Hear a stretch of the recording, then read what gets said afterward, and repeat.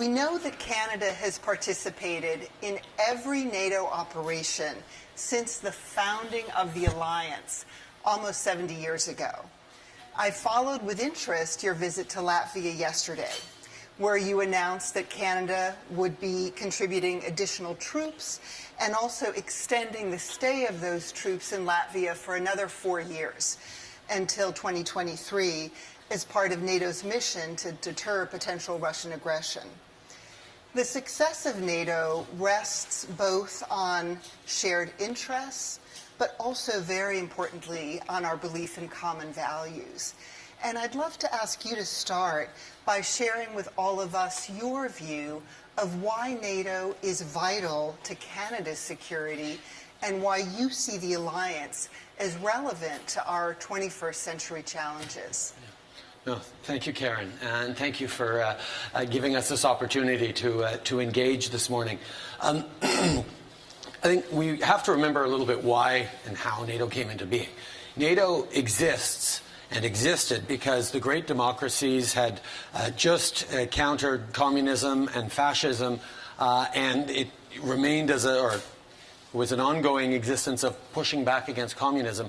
But it's about enhancing and protecting the democratic principles that we all hold as our core values. And that is something that continues to be as relevant as it ever has been.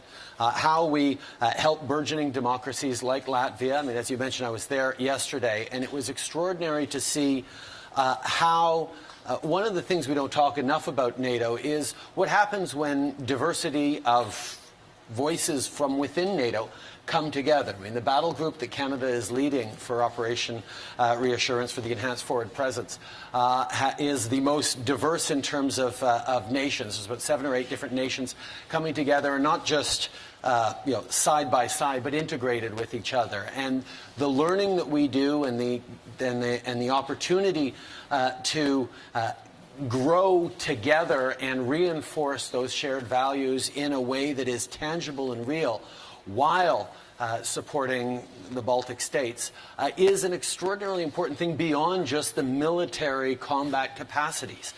It's about remembering that we stand together in very important ways. And as you say, we were glad to extend our mission for another 4 years to continue with Canada's leadership on this.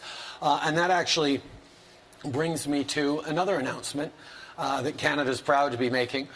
We are going to be looking with great interest this afternoon as NATO announces that we are going to engage in Iraq as an alliance, capacity building, training, that next step in the challenge in Iraq, which was first defeating Daesh, and now we have to rebuild that democracy and strengthen it.